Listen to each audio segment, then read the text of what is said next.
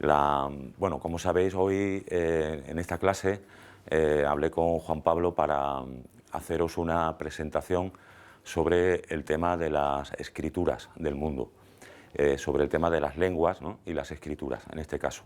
Es decir, vamos a ver las escrituras en relación a lo que nos interesaría aquí en una facultad de filología, ¿no?, el mundo de la comunicación y de la comunicación oral, ¿no?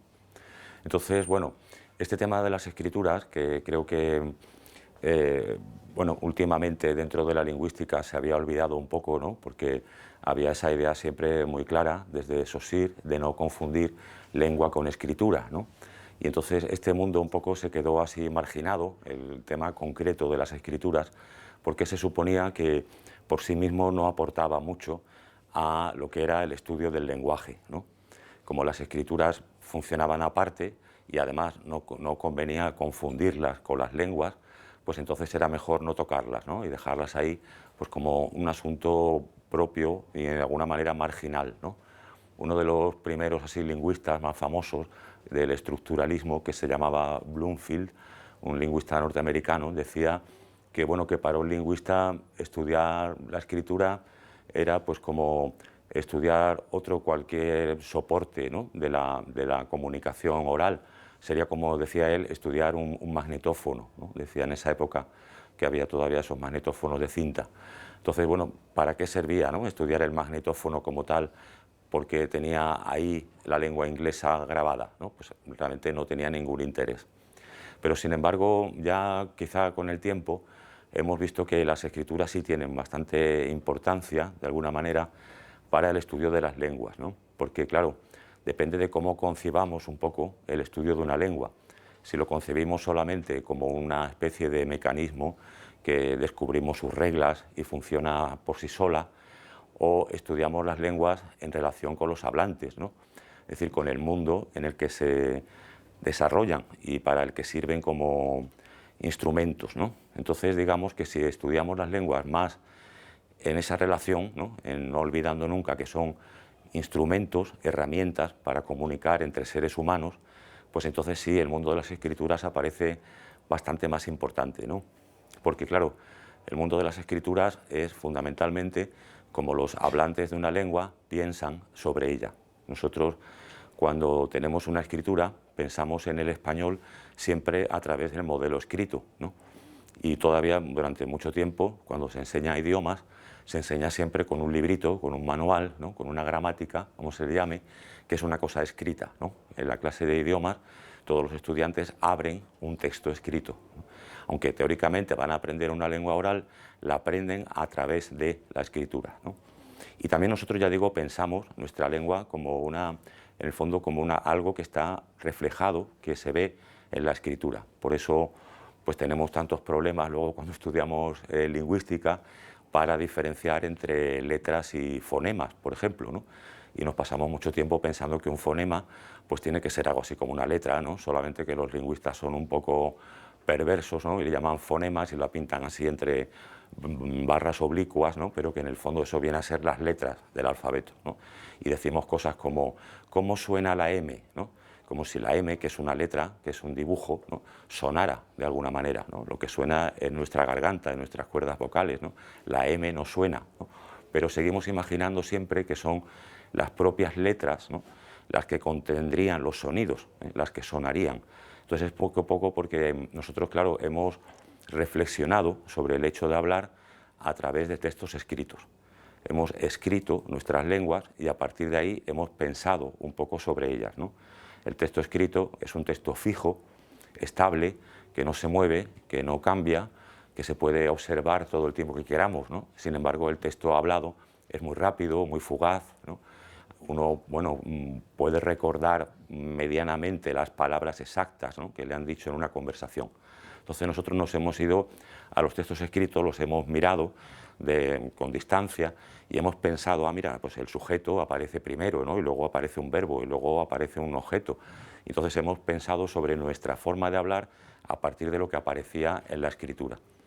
De hecho, cuando usamos la palabra gramática, ¿no?, que es la que usamos para intentar dilucidar los misterios del código de una lengua, pues ya en esa misma palabra se contiene un poco que todo ese trabajo se hace a través de la escritura, ¿no? Porque gramática no es más que la evolución al español de una palabra grammata, que significa en griego letras, ¿no? El plural de gramma, de letra. Entonces, gramática originalmente fue solamente el acto de escribir. Un gramático, gramaticos en la antigua Grecia, era una persona que sabía leer y escribir, solamente eso. Así que cuando decimos todavía hoy gramática, ya no pensamos, ¿no?, directamente en el mundo de la escritura. Sí hay algo todavía de fondo, ¿no?, en esa tradición, que creo que pesa bastante. Entonces, bueno, es importante estudiar las lenguas separadas, por supuesto, de las escrituras, pero tener en cuenta también que los usuarios de una lengua, si tienen un sistema de escritura para esa lengua, van a pensar sobre cómo hablan a través de lo que ven escrito, de los textos escritos. Por eso existen todos esos fenómenos de norma, es decir, de modelo, ¿no?, de lo escrito sobre lo oral, ¿no? Mucha gente dice, pues esto no se puede decir, ¿no? ¿Por qué? Pues porque no está en el diccionario de la academia, por ejemplo, ¿no? ¿Y el diccionario de la academia qué es? Pues un texto escrito, fundamentalmente. Queremos verlo escrito primero en el libro de la academia para después poder hablarlo, ¿no?, para poder decirlo. Entonces ahí vemos que un poco nosotros seguimos con una fijación, ¿no?, pensando en nuestra lengua a través de la escritura. También eso, ¿no?, palabras que nunca se han visto escritas y por lo tanto no habría que decirlas para algunas personas, ¿no? Y también cómo pronunciar una palabra, pues intentando reproducir sus letras, ¿no? Hay ese fenómeno del pedante, del hiperpedante, ¿no?, que por ejemplo pues llega a diferenciar en su pronunciación entre B y V, ¿no? Yo he visto así políticos y tal, y gente de esa sí que se la quiere dar de muy importante, ¿no?, que decían cosas como ventana con V, ¿no?, para que la gente supiera que no era la misma cosa de botella, ¿no?, botella. Entonces, esa cosa de ventana, que no pertenece a la lengua española hablada, porque aquí no tenemos ningún fonema labiodental de ese tipo, sonoro, ¿no? Sin embargo, había personas que se creían, ¿no?, que tendrían que decirlo porque se escribía, porque había una B y una V, y por lo tanto eso tendría que reflejar algo en la forma de hablar, ¿no? Eso es como si alguien pues diferenciara entre J y G, imaginaros, ¿no?, entre genio y jefe, pronunciara la G de genio de manera diferente de la J de jefe, ¿no?, y dijera, es que yo así demuestro que sé que genio es con G y jefe con J, ¿no? Bueno, pues sería un poco absurdo, ¿no? Igual que nadie hace eso, pues tampoco habría que hacer eso de la B y la V, ¿no? Pero bueno, ya digo, es una presión un poco, ¿no?, del mundo escrito sobre nuestra propia lengua. Por ejemplo, también sabemos que las lenguas escritas, es decir, que tienen un sistema de escritura ya estable, que los usuarios utilizan generalmente, suelen ser pues lenguas donde a lo mejor la evolución se produce de una manera más lenta que en lenguas que no tienen escritura, ¿no? Porque claro, al tener una escritura, todo el tiempo los hablantes vuelven, ¿no?, al modelo escrito a ver si lo están pronunciando bien. Y de alguna manera el modelo escrito es como una especie de conciencia, ¿no?, que les sobrevuela diciendo así es esa palabra, no como tú la dices, ¿no?, y cosas de ese tipo. Por ejemplo, en español es bastante frecuente, en el español hablado, que la preposición para funcione como pa, ¿no? A muchos niveles decimos todo el día pa, para mí, para ti, para esto, para lo otro, ¿no? Y pa podría, bueno, podría verse ya como una evolución, ¿no?, de la preposición para en el español moderno, ¿no? Sin embargo, nos negamos, evidentemente, a que eso suceda, ¿no? ¿Y por qué? Pues porque seguimos escribiendo para, ¿no? Y cada vez que estamos en una situación formal tendemos a volver al para del mundo de la escritura. Así que la escritura ya como modelo, como norma, como una especie de ideal de la lengua, ¿no?, que flotaría por ahí, ya influye en los hablantes de una lengua, por lo tanto tiene interés para la lingüística, ¿no? Pero bueno, además de eso ya veremos otras cosas, porque claro, se supone que la escritura también nos puede interesar para saber más cosas, por ejemplo, de las culturas de los países, que ahora vamos a ver, y de otras muchas cosas más, que también de alguna manera se reflejan en las lenguas, ¿no? Por ejemplo, es importante diferenciar entre lengua y escritura en el sentido de que no hay una escritura por lengua, sino que hay escrituras que abarcan muchas lenguas, ¿no? Es decir, el mapa de las escrituras no corresponde con el mapa de las lenguas. Más bien el mapa de las escrituras del mundo corresponde con el mapa de las culturas del mundo, más que otra cosa. En muchos casos con el mapa de las religiones, incluso como luego veremos, del mundo. Y podemos ver un poco por dónde se extiende el catolicismo original en Europa, viendo por dónde se extiende la escritura latina y por dónde se extiende la Iglesia ortodoxa en Europa, por cómo se extiende la escritura griega y la escritura llamada cirílica, ¿no? La que usan los rusos y los serbios y los búlgaros, ¿no? Entonces ahí, bueno, hay también eso, algo importante, ¿no? Mucha gente, por ejemplo, ve en la tele, pues no sé, una manifestación, ¿no? Y a lo mejor pues no ha visto qué país es, pero ve que los manifestantes llevan una pancarta con letras árabes, ¿no? Y entonces suponen que esa pancarta estará en árabe, ¿no? El texto de esa pancarta está en lengua árabe. Bueno, eso es un error, ¿no? Porque la escritura árabe se utiliza por muchas lenguas, por hablantes de muchas lenguas.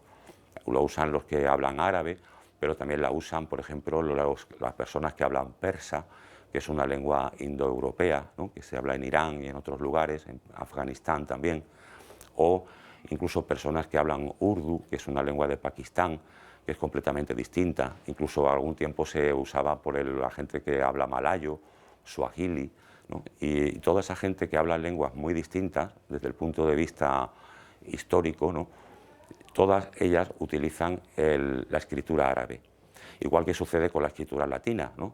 La escritura latina surge originalmente en Roma, pero hoy utilizan la escritura latina los noruegos, los que hablan inglés, ¿no? Incluso pues, en algunos países mucho más lejanos, ¿no? Los que hablan tagalo, que es la lengua de Filipinas, u otros también pueden seguir usando la escritura latina.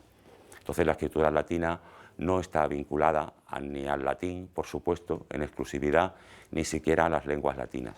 Así que eso es algo importante, ¿no? Que es un poco una primera diferenciación que creo que es muy interesante hacer. No confundir lenguas con escrituras. Si vemos algo escrito en árabe como escritura, puede ser que no sea árabe como lengua, ¿no?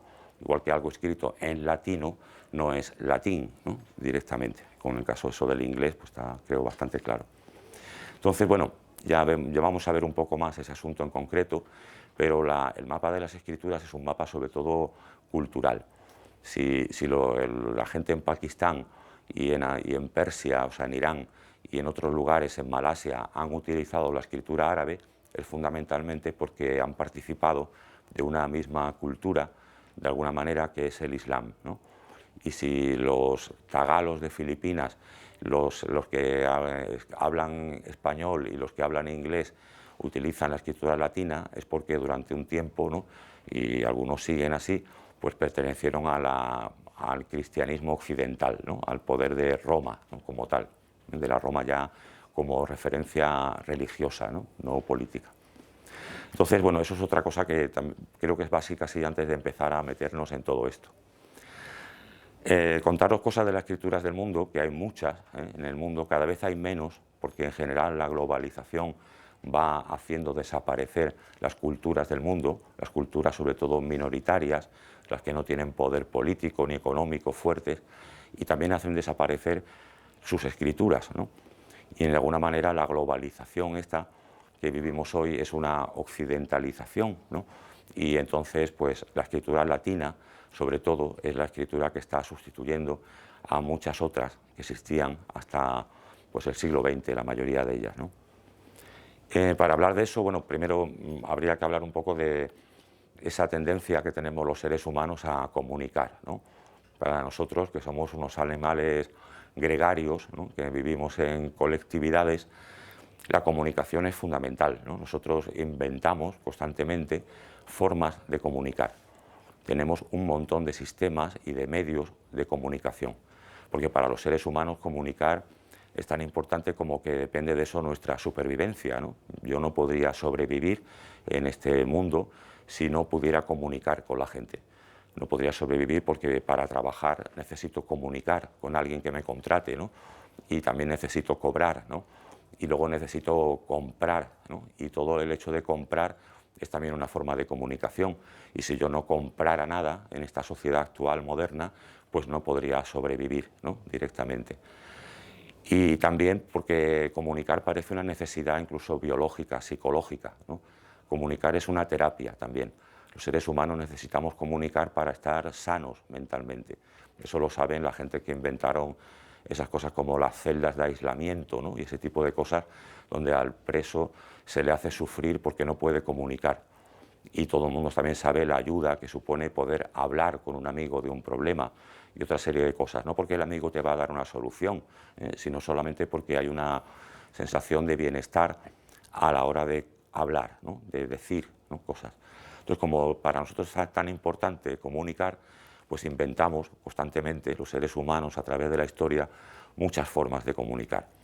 Tenemos algunas que son, por decirlo así, biológicas, ¿no? Más naturales, como el lenguaje oral o el mundo de los gestos, ¿no? Que todas las sociedades del mundo hacen, pero también tenemos otras que podemos llamar artificiales. Son formas que dependen, pues, de enviar mensajes a través de la vista, del oído, de otras cosas, ¿no? De alguna manera modificando algún objeto, creando, construyendo, pintando, modelando, ¿no? Haciendo alguna modificación en la realidad para que la otra persona reciba a través de eso un mensaje. Entonces, desde el punto de vista de tipos, ¿no? Tendríamos ese mundo natural del lenguaje oral, del mundo de los gestos, y un mundo muy amplio, artificial, que en cada sociedad pues, ha dado paso a un montón de formas de comunicar. Imaginaros desde el morse, el braille, los signos que hacen los ladrones en las puertas de las casas para decir que la casa está ya vacía o todavía no. Hay montañas de sistemas de comunicación, incluso coger la historia de una sociedad es ver la cantidad de sistemas que fue inventando, ¿no? Esos sistemas son artificiales, es decir, no proceden de nuestra biología y por lo tanto no son universales, ¿no? Son muy diferentes entre sí. Mientras se pueden encontrar universales en las lenguas orales, incluso universales en los gestos que hacemos al hablar, no tenemos que esperar a encontrar ningún universal en las comunicaciones artificiales, ¿no? Porque las comunicaciones artificiales son siempre una creación completamente voluntaria, ¿no? Arbitraria, de una persona o de un grupo de personas. Así que nadie puede imaginar cómo decidió, ¿no? El autor del braille darle a los puntos esos valores en concreto y no otros, por ejemplo, ¿no? No hay, digamos así, ningún patrón universal humano en los sistemas artificiales, ¿no? Pero están ahí, ¿no? Entonces la escritura es un poco uno de esos sistemas artificiales. Las escrituras no son universales, es decir, no todos los seres humanos del mundo escriben, ni han escrito, ni todas las sociedades, ¿no? Pero son bastante universales. Quizás sea el sistema artificial que más se ha extendido, porque sí encontramos que a pesar de que las culturas sean distintas, las épocas, los continentes, muchas personas en muchos lugares del mundo han llegado a crear escrituras, ¿no? Entonces, cada uno con su sistema, cada escritura con su código, ¿no? Con su forma de desciframiento, pero han llegado a ese punto, ¿no? Entonces, ¿qué son las escrituras en general cuando aparecen en diferentes lugares del mundo? Bueno, las escrituras son una variante del dibujo, ¿no? Una variante del mundo del grafismo. Los seres humanos, eso sí parece que lo hacemos de una manera más universal, todos de alguna manera dibujamos, pintamos, ¿no? Hacemos algún tipo de marca, de incisión, de coloración, de cosas. Se puede encontrar en culturas de todas las épocas y de muchísimos continentes, ¿no? De muchísimos puntos concretos del mundo. Encontramos ahí personas que han hecho algún signo, ¿no? En alguna superficie. Entonces, los seres humanos tendemos al dibujo en muchos sentidos, igual que tendemos a la música, ¿no? Prácticamente no hay una sociedad del mundo que no haya tenido música. Y en ese mundo del dibujo, como una variante de ese mundo, en algunos lugares se da paso a la escritura, en otros no, en otros se sigue dibujando siempre, ¿no? Se sigue utilizando lo pictórico, pero no se pasa un pasito más a desembocar en la escritura. Así que la escritura es un tipo, ¿no? O una rama del mundo general del dibujo, del mundo de lo que se llama el grafismo, ¿no? En general. Las escrituras, ¿en qué se diferencian exactamente de los dibujos en general? ¿Cómo podemos, por ejemplo, saber si un dibujo de una cultura que hemos descubierto en una excavación es un dibujo o es una escritura. ¿A qué le llamamos exactamente entonces escritura, ¿no? Bueno, las escrituras son en el fondo, ya digo, dibujos, ¿no? Pero que tienen dos propiedades, ¿no? Es decir, bueno, en general forman lo que se llama un sistema, ¿no? Entonces ese sistema tiene dos propiedades que son fundamentales para decir que ya no estamos en el mundo del dibujo libre, sino en el mundo de la escritura. Esas dos propiedades son las siguientes, ¿no? Una es que un sistema de escritura tiene que tener un número finito, un número delimitado de dibujos. Es como que un tipo de personas, una sociedad decide de pronto decir, venga, estos 24 dibujos o estos 39 dibujos van a ser una cosa especial y son justamente ellos, nada más. Los voy a dibujar teniendo en cuenta que mantienen una relación entre ellos y que no hay más que pueda integrar, que van a tener que ser esos, ¿no? Y entonces en ese momento se hace un corte muy importante respecto al mundo del dibujo, porque el mundo del dibujo como arte es un mundo siempre abierto, ¿no? Uno puede seguir dibujando cosas nuevas todo el tiempo, o dibujando de forma nueva cosas que ya hacía antes, ¿no? Podemos seguir dibujando un árbol de muchísimas formas, ¿no? Bueno, pues en la escritura, de pronto, esos dibujos no se pueden ampliar, no puede haber más dibujos nuevos, y además la segunda característica es que a cada dibujo se le da un significado preciso, exacto, ¿no? No se deja abierta un poco la ambigüedad del significado. En el mundo de la pintura, en el mundo del arte, la ambigüedad incluso es un valor, ¿no? Es cuando un pintor pinta un paisaje o pinta una cara o pinta un cuadro abstracto, ¿no? Le molesta un poco, ¿no? Que la gente le diga, ¿y eso qué significa?, ¿no? Y le molesta que le digan qué significa porque él ha hecho una obra abierta, ¿no? Ahí hay muchas interpretaciones, ni siquiera él está seguro de todas las posibilidades que tiene ese cuadro, ¿no? Entonces le molesta que le cierren un poco el significado, ¿no? Porque claro, el dibujar, igual que tocar música o cualquier otra arte, está hecho precisamente para eso, ¿no? Para transmitir sentimientos, emociones, cosas que son difíciles de concretar, ¿no? Que son difíciles de verbalizar muchas veces, de precisar. Y el artista lo que quiere es indagar en esos terrenos dejando campos abiertos, ¿no?, a la interpretación. Entonces la escritura de pronto es coger a cada dibujito de ese conjunto cerrado de dibujos y decir, esto es exactamente un árbol. Es decir, no es una planta, no es un abeto, no es un pino, es árbol. Esto significa exclusivamente árbol, ¿no? Y cuando, por ejemplo, pues los egipcios, ¿no?, pintaban esta cosa, pues esto podía ser muchas cosas, ¿no? Podía ser una sierra, podía ser un camino en zigzag, ¿no?, podía ser una cordillera de montañas. Bueno, pues los egipcios dijeron, cuando inventaron la escritura egipcia, que esto era el agua. No era otra cosa más que el agua. No se podía leer como montañas, como sierra, como dientes, como zigzag, sino como agua. Ese era el único significado. Entonces, cuando de pronto los seres humanos en algún lugar del mundo cogen un conjunto de dibujitos que ellos ya hacían antes, los fijan y dicen, con este conjunto voy a trabajar nada más. Y además a cada uno de ellos, de estos dibujos, le voy a dar un significado preciso. En ese momento se dice que estamos ante un sistema de escritura, ¿no? Eso es fundamentalmente un sistema de escritura. Entonces, ¿eso cómo sucede? Bueno, sucede no de golpe, ¿no? Sucede poco a poco.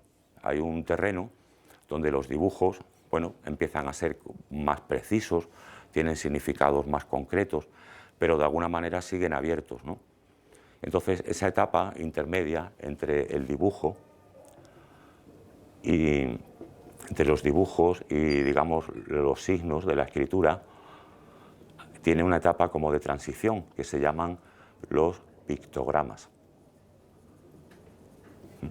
La pictografía, cuando se habla de un pictograma, se habla de eso, de un signo que empieza a aparecer ya, ¿no?, como un signo de un sistema de escritura, tiene un significado bastante preciso, ¿no?, pero de todas maneras no está integrado, ¿no?, dentro de un conjunto claro de signos con significados claramente atribuibles, ¿no?, atribuidos en este caso. Por ejemplo, podemos decir que los signos que encontramos en un aeropuerto, ¿no? Estas cosas que dicen salidas, entradas, servicio, cafetería, tal, estos dibujitos, los podríamos considerar pictogramas, y en general es como se les considera, ¿no? ¿Por qué? Bueno, porque vemos de pronto una cosa que con un café, ¿no? Y puede ser café, cafetería, bar, ¿no? Puede tener varios sentidos aproximados, ¿no? Pero sobre todo porque no sabemos cuántos dibujitos puede tener un aeropuerto. Podemos seguir encontrándonos dibujitos nuevos, ¿no? De pronto aparece un dibujo nuevo que significa, pues, se puede cambiar al niño en este cuarto de baño, ¿no? Y aparece un dibujo nuevo para decir que puede utilizar el cuarto de baño para cambiar a los niños pequeños, ¿no? Y ese dibujito no teníamos previsto que estuviera por ahí. Incluso algunos dibujitos nos pueden sorprender, ¿no? Decir, ¿qué quiere decir exactamente con esto? Ah, el ascensor, ¿no? Pero también podía haber sido otra cosa, el servicio, ¿no? De caballeros. Hay momentos en que esos dibujos no están tan claramente inventariados, ¿no? Para poder decir, me voy a encontrar seguro uno u otro, y cada uno va a decir exactamente lo que yo ya esperaba encontrar. Hay una especie todavía de descubrimiento, ¿no? De nuevos signos en estos espacios públicos, y por eso no se dice que sea una escritura, ¿no? Porque no ha llegado a ese conjunto cerrado, ¿no? Entonces, bueno, las escrituras, ¿por qué aparecen? Bueno, pues primero aparecen en diferentes lugares del mundo, aparentemente de manera, ya digo, independiente, ¿no? Eso sería un poco la universalidad de la escritura. Hay diferentes lugares donde en determinados momentos de su historia la gente hace ese truco del dibujito en un conjunto cerrado con significados precisos, ¿no? Y eso sucede, bueno, pues depende, ¿no? En qué lugares. Normalmente se piensa que hay 5 lugares en el mundo donde aparece la escritura. Aparece como en el 3300 a.C., por primera vez que sepamos, en Mesopotamia, ¿no? Entre el Tigris y el Éufrates, en la cultura sumeria. Los sumerios crean ya, ¿no? Un sistema de escritura. Sobre el 3100 a.C. aparece en Egipto, en el Valle del Nilo. Sobre el 2600 a.C. aparece en la India, en el Valle del Indo, del río Indo, que ahora está casi más en Pakistán que en la India, ¿no? Y sobre el 1500 a.C. aparece en China. Y luego, un poco más tarde, en el 900 a.C., aparece en América Central, en el contexto de la cultura maya y de la cultura olmeca, que es una cultura todavía un poco anterior a los mayas, ¿no? Así que tenemos esos 5 puntos, ¿no?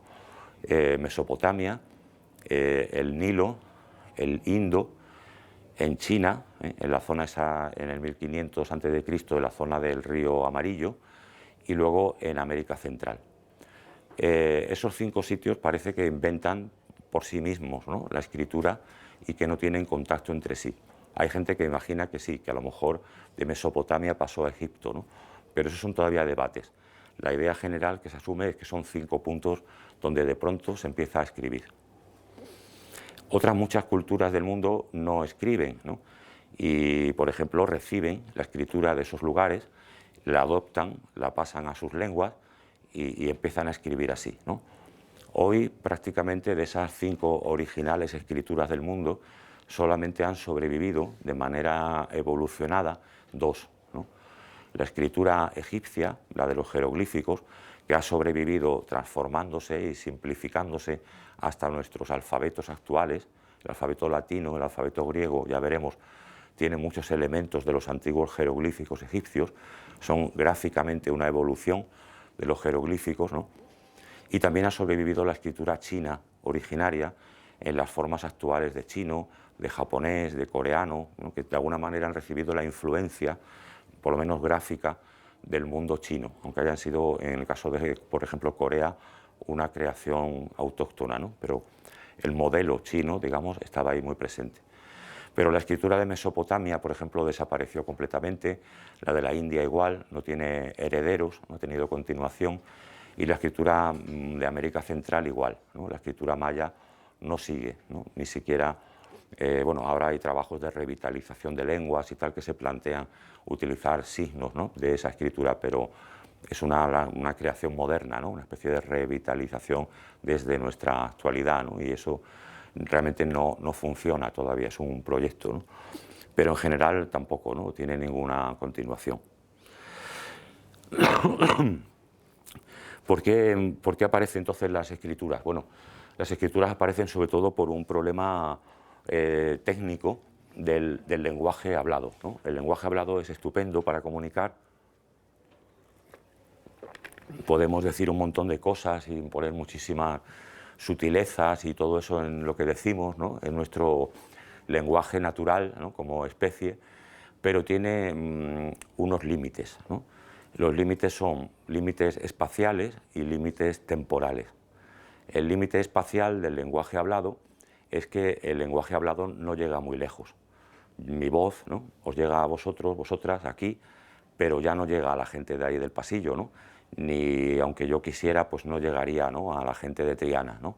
Entonces la voz humana es muy útil, pero tiene un alcance corto, ¿no? La onda sonora se va poco a poco parando, ¿no? Las moléculas de aire dejan de vibrar y decimos que se escucha más bajito, ¿no? Hasta que ya no se oye nada. Así que el lenguaje hablado tiene ese límite espacial, no llega muy lejos, no llega a todo el mundo que a lo mejor me interesaría que me escuchara en este momento, ¿no? Y también tiene un límite temporal. Cuando yo acabo de hablar, lo que yo he dicho se fue, ¿no? Ya no está, me callo y se perdió, ¿no? ¿Dónde está mi voz? Ya no está en ningún sitio. Es decir, hablar es una acción que dura durante el momento que se habla y cuando uno deja de expulsar aire por los pulmones, ¿no? O ingresarlo en algunas lenguas, en ese momento se produce el silencio. Entonces yo no puedo, por ejemplo, comunicar a personas que van a venir después, ¿no? Cuando lleguen después ya yo he terminado de hablar y ya han perdido lo que yo les iba a decir, ¿no? Puedo dejar a alguien que lo cuente, ¿no? Decir, bueno, pues tú quédate aquí, cuando venga alguien le cuentas lo que yo he dicho, pero no estoy seguro, claro, que va a contarlo de la misma manera, ¿no? Y no, ya es otra cosa. Entonces, frente a esa especie de brevedad, ¿no? Del lenguaje en el tiempo y también de poca extensión en el espacio, pues se ha inventado los sistemas de escritura. Los sistemas de escritura lo que quieren hacer es alargar en el espacio y en el tiempo un mensaje hablado, ¿no? ¿Cómo lo alargan en el espacio? Porque lo pasan a un objeto y ese objeto se puede enviar, ¿no? Se puede enviar todo lo lejos que permita los sistemas de transporte y cualquier persona que reciba ese objeto recibe lo que yo dije, ¿no? Recibe mi texto, mi mensaje. Entonces ya puedo ahí mandarlo a otros lugares de la Tierra. Y bueno, ahora imaginaros, ¿no? Con el Internet y todo eso, ¿no? Las posibilidades. Pero ciñéndonos a la escritura, sin entrar en el mundo de la videoconferencia ni nada, nada más que la escritura, la carta tradicional, ¿no? Permitía de pronto que mi mensaje llegara a cualquier persona, aunque estuviera muy lejos, ¿no? Y también en el tiempo, claro. Si yo paso mi mensaje a un objeto que es duradero, ¿no? Que de alguna manera resiste el paso del tiempo, todo aquel que vuelva a ver ese objeto y que conozca el código que hay ahí, pues va a entender mi mensaje, ¿no? El escritor, en ese sentido, es una persona que sabe que su obra, mientras el soporte material se continúe, no se destruya, va a haber gente en generaciones futuras que van a leer sus pensamientos, ¿no? Eso hasta la aparición de la escritura no se podía hacer, ¿no? Una persona pues hablaba, contaba cosas a sus vecinos en la aldea, ¿no? Y decía, cuando me muera, pues la gente ya me recordará, repetirá, como se acuerde mis palabras, pero mis palabras, ¿no? Ya no van a llegar a nadie más, ¿no? Entonces, en ese momento, el mundo del lenguaje se expande, ¿no? De una manera muy importante. Y eso creo que es el atractivo que han tenido siempre las escrituras, el hecho de poder de pronto multiplicar, ¿no? Las posibilidades dimensionales del lenguaje hablado en el espacio y en el tiempo, ¿no? Cuando vemos cómo aparecieron en diferentes lugares, vemos que aparecieron también respondiendo a necesidades concretas que tenían esas culturas, ¿no? Necesidades de muchos tipos. Por ejemplo, no sabemos casi nada de cómo apareció la escritura en América Central. No sabemos por qué los olmecas y los mayas empezaron en concreto a hacer esos dibujitos, esos glifos suyos de esa manera, ¿no? Y tampoco sabemos mucho del origen de la escritura en la India, ¿no? ¿Por qué aparecieron de pronto así? ¿Para qué servían esos dibujos originalmente? pero sí sabemos bastante de lo que pasó en Mesopotamia y también en China, ¿no? En Mesopotamia, en concreto, la escritura apareció como una manera de anotar, de apuntar, sobre todo cuestiones digamos, no sé, materiales que había que guardar, ¿no? Lo que podían ser almacenes. Y entonces, en el mundo sumerio, meter grano o meter algún tipo de especia o de lo que fuera, ¿no? en vasijas o en cajas, ¿no? Pues solía al final, cuando se cerraba aquello, hacer un dibujito que anotaba qué había ahí dentro, ¿no? Para no tener que abrirlo constantemente para ver lo que había y poderlo guardar mejor. Y ese dibujito además apuntaba cuánto había de eso, ¿no? Una especie de peso, ¿no? que tenía, de medida que tenía eso. Así que Mesopotamia parece vinculada un poco al mundo del almacenamiento, del comercio también, ¿no? De alguna manera, porque eso después se podía llevar y vender con más facilidad. En China, los primeros signos que van a dar paso a la escritura china aparecen en otro ámbito completamente distinto, con otra necesidad completamente diferente, y es la adivinación. Los primeros signos en China están vinculados a un sistema adivinatorio, un sistema para predecir el futuro, ¿no? Entonces, en China, los primeros signos que se conocen se llaman los signos de los huesos adivinatorios, porque los primeros signos de la escritura china aparecen sobre huesos de animales y sobre caparazones de tortugas también, con un sistema que era para adivinar. La manera de adivinar era que esos dibujitos representaban posibilidades del futuro, cosas que podían suceder en el futuro, ¿no? Y entonces ese hueso o ese caparazón en la antigua China del 2600, del 1500, perdón, antes de Cristo, pues se metían al fuego, se calentaban hasta que se rompían, ¿no? Se astillaban los huesos o el caparazón se rompía con el calor. Y según se rompiera por un lugar o por otro, esa ranura pues pillaba, ¿no? algunos dibujitos. Y al pillar esos dibujitos quería decir que eso era lo que se iba a cumplir en el futuro, ¿no? Así que se ponía diferentes mundos paralelos, diferentes futuros posibles, ¿no? Y ahora el fuego marcaba qué futuros se iban a cumplir y cuáles no.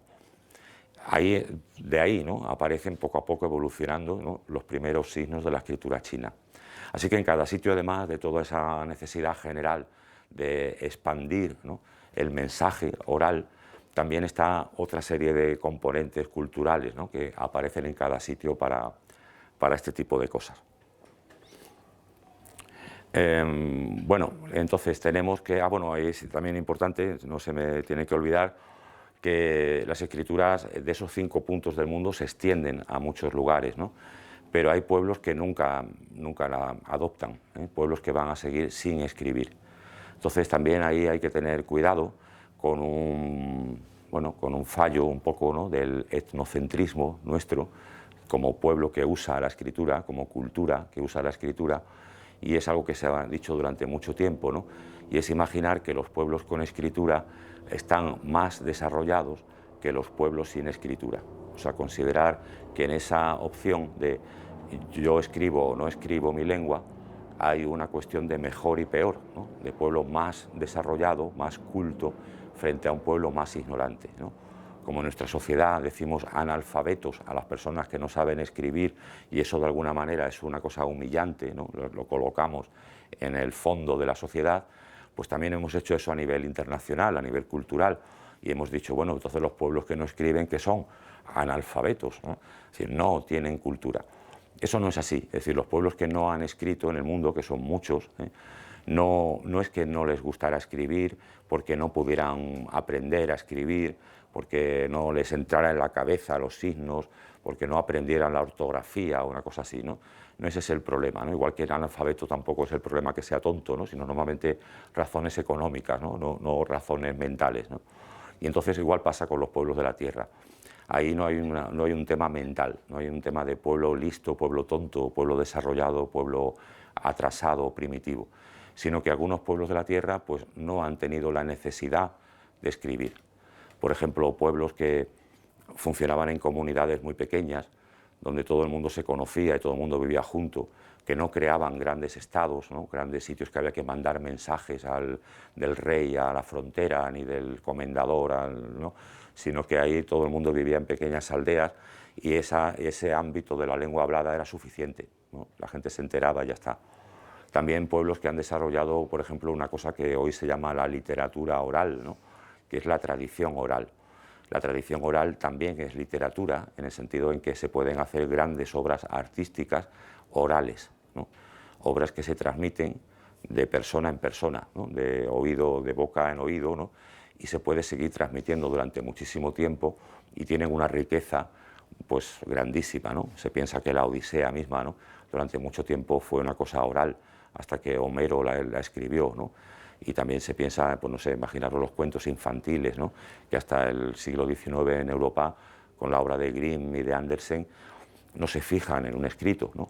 Y realmente esos textos estaban ya funcionando hacía muchísimo tiempo, ¿no? Entonces, esos son unas tradiciones orales. Así que hay pueblos de la tierra que por lo que sea no han escrito, pero eso no significa que haya que enseñarles a escribir, que se hayan quedado atrás, que se hayan equivocado, ni nada de eso. Cuando los europeos desembarcamos a veces en África y decimos, venga, una campaña de alfabetización, vamos a enseñarles a escribir. Bueno, eso posiblemente sirva para integrarse en el mundo moderno, ¿no? En el mundo globalizado, pero realmente a ellos, en su contexto cultural, no habían escrito porque no lo habían considerado necesario, ¿no? Seguramente la mayoría de ellos había visto otras escrituras de pueblos vecinos y ellos no habían decidido adoptar ninguna porque no les interesaba, no les resultaba rentable, ¿no? Por decirlo así, para su forma de vida. Bueno, voy a explicar ahora un poco cosas sobre los tipos de escritura que hay. Las escrituras del mundo son muchas, de muchos tipos, se diferencian entre sí por muchas cosas, por ejemplo, y se pueden clasificar también de muchas maneras, ¿no? Por ejemplo, se pueden clasificar por el sentido de la escritura, por ejemplo. Hay escrituras, como sabéis, como la nuestra, ¿no? la latina, que va de izquierda a derecha, ¿no? Hay escrituras que van de derecha a izquierda, como la escritura árabe o la escritura hebrea, ¿no? Hay escrituras que van de arriba a abajo, como era tradicionalmente la escritura china y hoy todavía la escritura de Mongolia, de los mongoles. Incluso hay escrituras que van de abajo a arriba.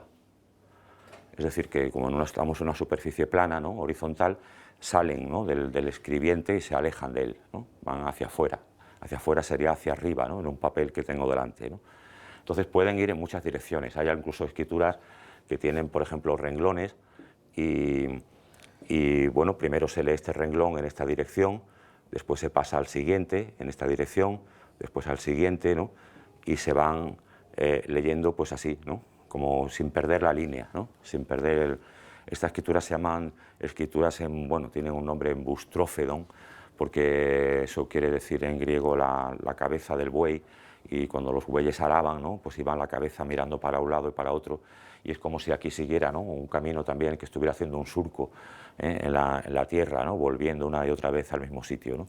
Entonces, bueno, hay escrituras, ya digo, de muchas maneras, ¿no? Y se pueden clasificar de muchas maneras.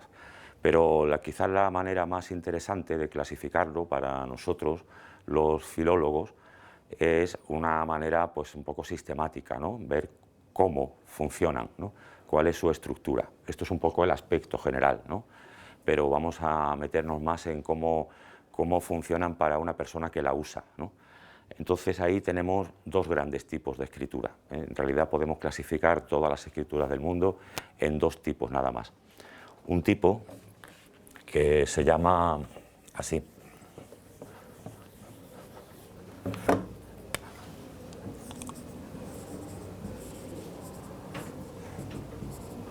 La logografía, una escritura logográfica. También se llama a veces ideográfica. Ideográfica, logográfica, depende un poco de los autores, algunos meten matices, ¿no? Pero en general se puede entender que se trata de lo mismo. La escritura logográfica es una escritura que utiliza dibujitos, ¿no? Dibujitos metidos en un conjunto cerrado, ¿no? A los cuales se le da un valor preciso a cada uno de ellos, nada de ambigüedad, ¿no? Y cada dibujo representa lo que podríamos llamar una idea, ¿no? Si estamos en lingüística y queremos ser más precisos, podemos decir incluso un morfema, ¿no? En el sentido del morfema como una unidad de significado mínima, ¿no? Dentro de una palabra, por ejemplo. Bueno, pues eso es lo que es la escritura logográfica. Por ejemplo, en los jeroglíficos egipcios antiguos, pues un signo logográfico es este, ¿no? Esto. Este signo significa casa. Casa como idea, lo he puesto aquí en español, lo podría haber puesto en cualquier lengua del mundo, ¿no? En todo lo que en una lengua signifique casa. Puede ser house, puede ser per, que era como se decía en egipcio, ¿no? Lo que sea, pero aquí no está por la pronunciación, está solamente como idea, la idea de casa, ¿no? Esa es un poco lo primero, ¿no?, que sucede cuando se crea un sistema de escritura. Claro, el dibujo, ya cuando un pintor pinta cosas, suele querer pintar ideas, ¿no?, pintar cosas de la realidad, conceptos, ¿no?, de la realidad.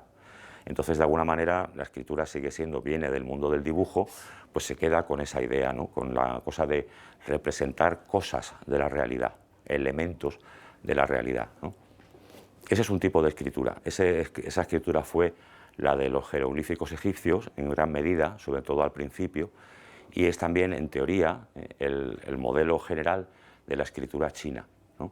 Un signo chino puede significar grande, otro signo chino puede significar escritura, ¿no?, otro puede significar hombre, otro puede significar mujer, ¿no?, y cada signo representa una idea, ¿no?, una idea determinada. Ese sistema de la logografía es muy, bueno, muy claro, ¿no?, muy práctico, porque además incluso intenta recordar un poco todavía al objeto, ¿no?, con lo cual aparentemente sería más fácil de aprender, pero bueno, eso no es verdad, porque luego se simplifica, ¿no?, se hace estilizado, ¿no? Hoy nadie reconoce los objetos que representa la escritura china, ¿no? Hay que aprenderla uno a uno los signos, porque ya no son dibujos realistas, ¿no?, por decirlo así, de los objetos originales, ¿no? La estilización pues ha hecho que se pierda, ¿no? Por ejemplo, en el mundo actual, en el mundo moderno, ¿qué signos también serían logográficos? Por ejemplo, los números, ¿no? Los números son signos de escritura también, ¿eh?, porque siguen el mismo procedimiento, ¿no? Vienen del dibujo, representan cosas concretas, tienen un número limitado de posibilidades, ¿no?, de signos, y lo que pasa es que aquí representan valores que tienen que ver pues con la contabilidad, ¿no? Pero eso no es un mundo aparte de la realidad, ¿no? El color es una parte de la realidad, pues la contabilidad también, ¿no? La cuantificación, es una parte más de lo que nos comunicamos los seres humanos. Pero si os fijáis, un dibujo de un número no es una pronunciación del número, es solamente la idea, ¿no? Uno es, por decirlo así, la idea de la unidad, ¿no? Es decir, la idea de un solo objeto, ¿no?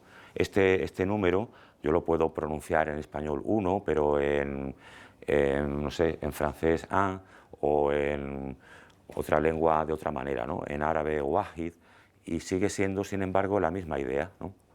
Son ideas, ¿no? Es como dibujarse ideas directamente, sin pasar directamente por las lenguas. La idea que podemos tener incluso hablantes de lenguas distintas, ¿no?, tener la misma idea.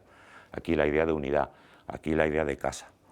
Así, por ejemplo, los congresos internacionales de matemáticos, ¿no?, se tienen que poner los auriculares para entenderse, pero poquito, ¿no?, porque cuando el matemático empieza a escribir, estos signos, la mayoría son logogramas, y como son ideas, pues el matemático que lo escribe, que es inglés, pues escribe él y piensa, ¿no?, one, five, tal, ¿no?, pero el matemático checo que está viendo aquello sigue leyendo, ¿no?, sacando las mismas ideas, y en todo caso, si tuviera que pronunciarlas, las pronunciaría en checo, pero no, porque ahí lo importante es sobre todo la idea como tal.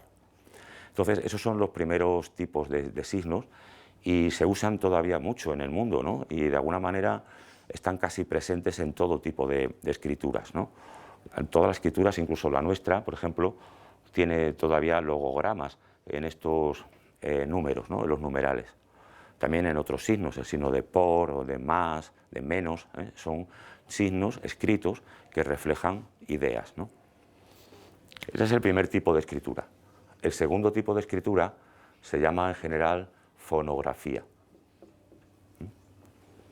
Es un sistema completamente distinto, porque aquí sí no, se está reproduciendo no las ideas, ¿no?, sino las lenguas. Se está reproduciendo el resultado final, ¿no?, de una lengua, que es la pronunciación, es decir, el mundo real, material de las lenguas, ¿no?, que es un mundo sonoro. Entonces, la fonografía es intentar reproducir no ideas, sino sonidos, los sonidos de las lenguas.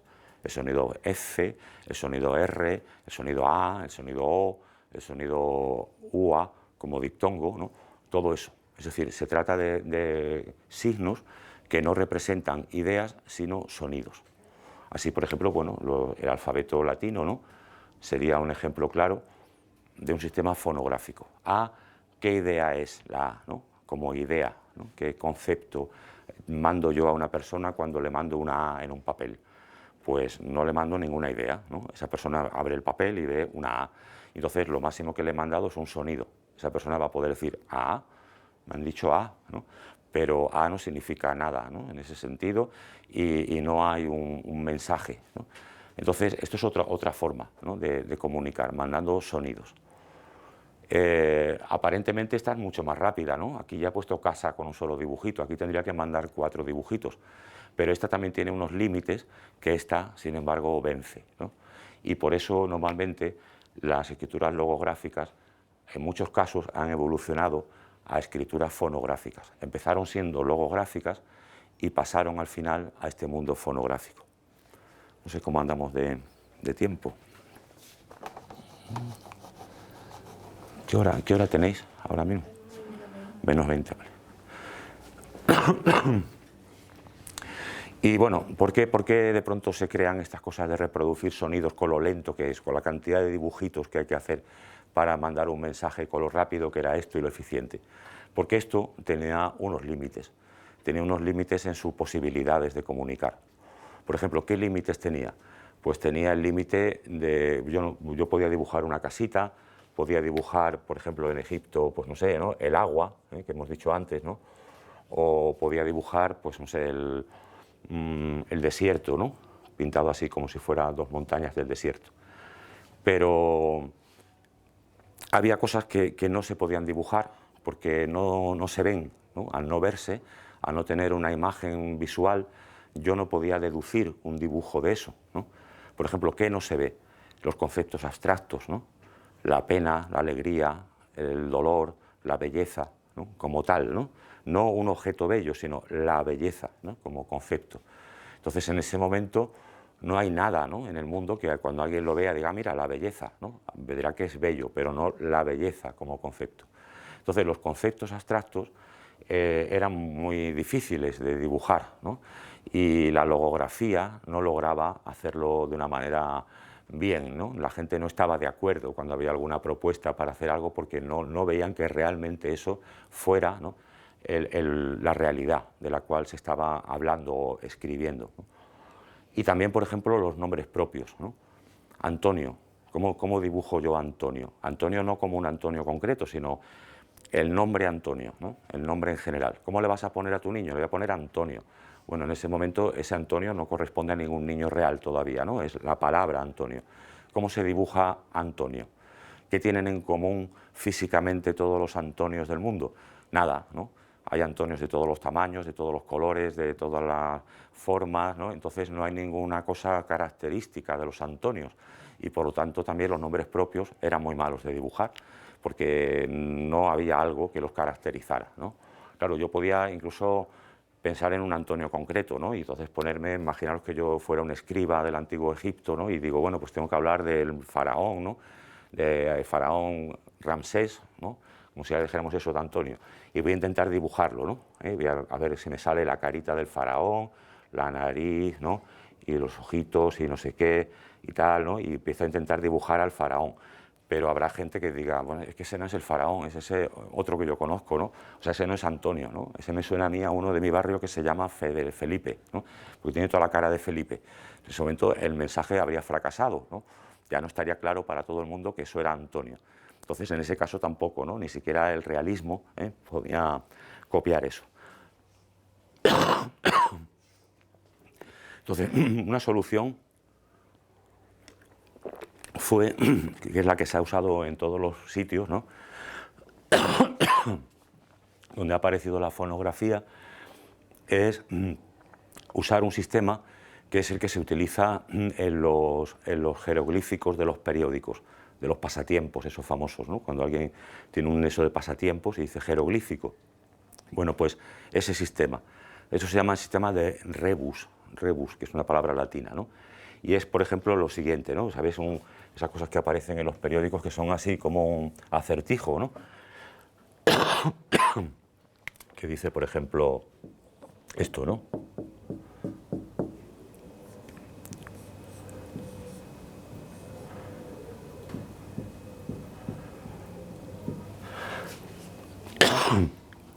Y si la pregunta del jeroglífico es ¿en qué trabaja, qué es Antonio, ¿no?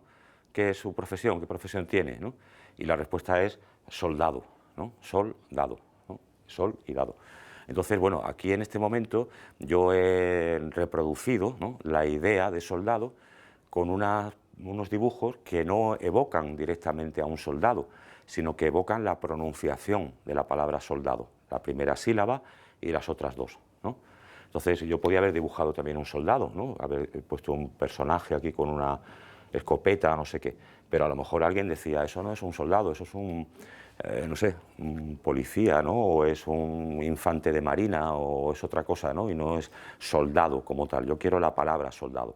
Para que esa palabra no haya ambigüedad en el dibujo, la puedo hacer así, ¿no? Descomponerla en dos elementos y ya la persona, ¿no?, lo va a leer así. Entonces, en este momento decimos que este sol que está aquí y este dado que están aquí no están por su significado, ¿no?, sino están por cómo suenan, ¿no?, por su sonido. En este caso, este sol y este dado son ya, de alguna manera, fonogramas, ¿no? Es un sistema fonográfico. Estoy dibujando sonidos, no estoy dibujando ideas, ¿eh? Lo que me interesa del sol no es que sea un astro que calienta, que no sé qué, no, me interesa de sol cómo suena. La sílaba sol es lo que yo busco en este dibujo. Y aquí igual, aquí no hablo del juego, no es que alguien juega bajo el sol, alguien juega en la playa, ¿no? No, yo he cogido este objeto exclusivamente, no ni por la idea de azar, ni de suerte, ni de nada, sino porque suena dado, y a mí me interesaba esas dos sílabas para lo que quería transmitir, ¿no? Entonces, en ese momento, en casi todos los lugares del mundo donde aparecen estas escrituras, sucede eso, ¿no? La gente empieza a coger dibujitos y a usarlos no por lo que significaban cuando eran logogramas, sino por su sonido, para servir para crear palabras que no podían dibujar directamente. Un caso así bastante curioso, por ejemplo, es el de la idea de belleza, precisamente, ¿no? La belleza, los egipcios querían dibujarla, ¿no? Y bueno, eso, podían dibujar toros, podían dibujar patos, podían dibujar personas, lagos, no sé qué, montañas, pero ¿y la belleza cómo se dibujaba? Bueno, pues lo que hicieron fue buscar alguna cosa que sonara como sonaba la palabra belleza en Egipto. En Egipto antiguo, la palabra belleza venía a pronunciarse algo así como Nefer, ¿no? Le viene Nefertiti, la famosa Nefertiti. Entonces, Nefer era la belleza. Bueno, pues eso, no se podía dibujar directamente la belleza, ¿no? Pues encontrar algo que sonara Nefer en sus objetos reales, materiales, ¿no? Y encontraron uno pues, que sonaba así. Era un dibujo que en Egipto tenía esta forma. Era como una cosa que era así.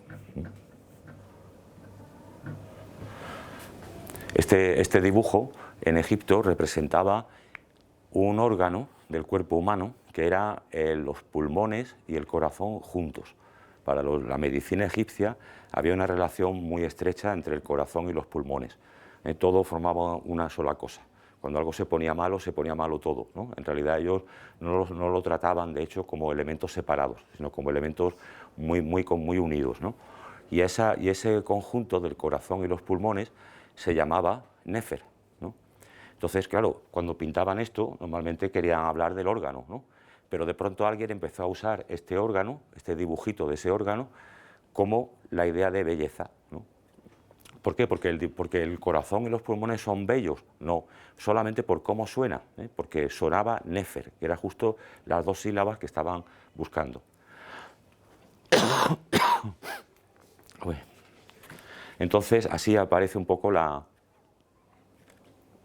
la fonografía como una manera de expresar, ¿no?, conceptos que no se pueden dibujar pictóricamente, ¿no?, que no se pueden copiar de la realidad, por decirlo así.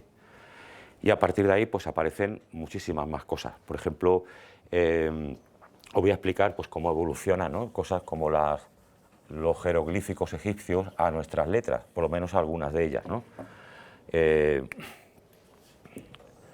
Por ejemplo, había un signo en Egipto que era así, más o menos, ¿no?, bueno, así en la boca, ¿sí?, que originalmente era una cabeza de un toro, de un animal vacuno en general, y esta palabra pues sonaba después entre los beduinos del Sinaí, que copiaron este sistema egipcio y lo hicieron evolucionar, sonaba Aleph, ¿no?, Aleph. Aleph era una cabeza de toro, era una res, lo que diríamos aquí una res, ¿no?, también el toro en sí nombrado por su cabeza, ¿no? Bueno, pues Aleph con el tiempo llegó a ser solamente el primer sonido, ¿no? Eso fue un gran invento, se llama la acrofonía. Es decir, yo puedo usar esto para el sonido Aleph, independientemente de lo que signifique, ¿no?, para palabras que tengan Aleph dentro de ella, ¿no?, para poder componerlas. Pero luego, incluso, un paso más era coger solamente el primer sonido, ¿no? Es decir, de Aleph, interesarle a uno al final la A, porque era la primera, ¿no? Este sonido, esta cosa que tenía en Egipto, que servía para una casa, los beduinos del Sinaí la pronunciaban Bet, ¿no? Bet significaba casa, pero también servía para todo lo que tuviera la sílaba Bet dentro, ¿no? Y con el tiempo dijeron, incluso más práctico, ¿no?, vamos a usarlo para el primer sonido de la palabra Bet, para la B, ¿no? Y así al final llegaron a una serie de dibujos que cada uno representaba un sonido, ¿no? Representaba originalmente la palabra entera, ¿no?, Aleph, Bet, ¿no?, pero también servía para el primer sonido nada más, con lo cual era muy útil, ¿no?, porque no había que, imaginaos en Antonio, ¿no?, que ponía antes el soldado, pues ahora Antonio buscar algo que suene an en español, algo que suene ton y algo que suene io, ¿no?, pues no encontraríamos además, a lo mejor, ¿no?, esos objetos. Sin embargo, tener ya los sonidos sueltos de la palabra Antonio, mucho más práctico, ¿no?, lo que diríamos los fonemas. Entonces, así se fue poco a poco creando lo que llamamos un alfabeto, ¿no? Si os fijáis, la palabra Aleph es lo que después da en griego la palabra alfa, ¿no? Y Bet, que significaba casa, es lo que da en griego la palabra beta, ¿no?, la segunda letra del alfabeto griego. Y así al final todavía hablamos de alfabetos, ¿no?, y todavía tenemos por un lado los nombres de las letras, por ejemplo en griego, alfa, beta, gamma, delta, epsilon, ¿no?, que son nombres largos, que todavía hacen referencia un poco al objeto, ¿no?, original, y luego por otro lado decimos que en griego alfa representa A, ¿no?, beta representa B, gamma representa G, ¿no?, en concreto. Bueno, pues así de ahí han salido casi todas las escrituras que hoy conocemos aquí en Occidente, la escritura latina, la escritura rusa, griega, todas, hebrea, árabe, proceden de estos signos. ¿Cómo? Pues imaginaros, ¿no?, alguien de pronto tiene aquí este signo para el sonido A. Bueno, pues este signo empieza a girar, ¿no?, tiene aquí unos ojitos, empieza a dar la vuelta, ¿no?, al final los ojitos se van y tenemos una A, ¿no? La A tiene dos palitos abajo, la A mayúscula, porque son los antiguos cuernecitos de una figura jeroglífica a la cual asignamos el sonido A, ¿no?, o vinculamos al fonema A. Entonces, si ellos hubieran cogido otra palabra distinta, ¿no?, pues hubiéramos tenido otro dibujito para la letra A, ¿no? La B, pues igual, ¿no?, teníamos ya esta cosa así, que sonaba B. Bueno, pues con el tiempo, ¿no?, según fue la cosa para adelante, la casita se fue un poco así volviendo más hacia adentro, las puertas, ¿no?, se fue subiendo hacia así y luego fue girando poco a poco, ¿no?, y al final dio paso a una B, ¿no? La B tiene esta forma así recta y esta que se hunde porque antiguamente era una puerta que estaba de la casa cada vez más hacia adentro. El ojo, por ejemplo, ¿no?, un ojo, pues con el tiempo se fue haciendo más redondo, ¿no?, y acabó siendo la letra O, ¿no? Y así, todas las letras, la forma actual de nuestras letras, proceden todas de antiguos jeroglíficos, ¿no?, que empezaron a ser leídos por cómo sonaba esa cosa, cómo sonaba ojo en egipcio, cómo sonaba casa en egipcio, pero que al final incluso se dio un paso más, ¿no? Y era cómo sonaba el primer fonema de la palabra ojo, el primer fonema de la palabra casa, el primer fonema de la palabra res, ¿no? Y a partir de ahí pues surgen estos alfabetos, ¿no? Entonces ese es el origen de la fonografía. Con estas cosas ya podemos hacer cualquier palabra, ¿no? Si mañana nos dicen he ido a una ciudad y nos dicen un nombre nuevo que nunca hemos oído, no tenemos ningún problema, ¿no? No empezamos a buscar a ver cómo es la ciudad, cómo la pinto, cómo la represento gráficamente, como una idea, no, solamente la descompongo en sus unidades, ¿no?, fonológicas, y le voy dando dibujitos. Y puedo hacer Sarajevo, Pyongyang, cualquier palabra que se me ocurra, la puedo pasar a letras, porque ahí me estoy fijando nada más que en el sonido. Así que este sistema que parecía tan largo, ¿no?, para hacer casa tengo que dibujar 4 cosas, mientras con el otro tenía un dibujito nada más. Vale, es más largo, ¿no?, tarda uno más, pero puede escribir cualquier cosa, cualquier tema, sobre cualquier cosa que se le ocurra, puede inventarse nombres de personajes, escribe una novela de ficción, puede hacer lo que le dé la gana, ¿no? En el momento que se puede pronunciar, se puede escribir. Eso fue un avance bastante grande, ¿no? Y bueno, así funciona esto de las escrituras. Hay una especie de ciencia que estudia la escritura y que, bueno, se llama así, se llama grafémica. Y se supone que en esta ciencia pues hay una cosa que se llama el grafema, que sería un signo, ¿no?, de un sistema de escritura, ¿no? Nosotros a los signos de los sistemas de escritura les solemos llamar letras, ¿no? Pero imaginaros en un jeroglífico egipcio, ¿no?, en el sentido ese original de casa y todo eso, difícilmente, ¿no?, se le puede llamar letra, ¿no?, porque tampoco son exactamente letras, ¿no? Entonces, bueno, decimos jeroglíficos, ¿vale?, ¿no? Pero bueno, para unificar todo, los sistemas de escritura del mundo, y para poder compararlo y manejarlo bien, pues llegamos a una palabra, ¿no?, signo de la escritura, signo de un sistema de escritura, y la palabra general que se usa es grafema, con esa forma ema de morfema, fonema, ¿no?, que viene a ser una unidad mental de alguna manera, es decir, un ideal, ¿no?, que después en las realizaciones concretas pues puede adoptar muchas formas, ¿no? La gente puede pintar la A de muchas maneras, con un rabito, con más rápida, más redonda, menos, ¿no? Eso ya serían los grafos, ¿no?, que es así como como hablamos al final de los fonos, ¿no? Pero hay una idea, ¿no?, que comparten los usuarios, ¿no?, un modelo ideal, ¿no?, que es el grafema. Habría un grafema A que después cada uno pinta según su mano, en su habilidad, en su psicología, según la grafología, de muchas maneras, ¿no? Ay, estoy fatal. A ver si tengo... Es que no me sale la hora. ¿Qué hora es ahora? ¿Las? -5 ya, ¿no? Terminamos a la hora, ¿no? ¿Era? ¿O a qué hora? ¿A y media? No, a -10, o sea que ya me he pasado. Entonces, ¿o qué? 5 minutos. Bueno, pues ya no os cuento más cosas. Hay muchas más cosas de la grafémica. Hay libros sobre grafémica. Es un mundo bastante interesante también porque, bueno, uno aprende muchas cosas también sobre las sociedades, igual que os he contado eso de los huesos adivinatorios, los problemas que había en Egipto para representar cosas. Uno aprende al final bastante de la vida diaria de las personas de una cultura cuando investiga un poco en su sistema de escritura, refleja muchas cosas. Bueno, pues nada, aquí terminamos entonces. Gracias, hasta luego. Chao.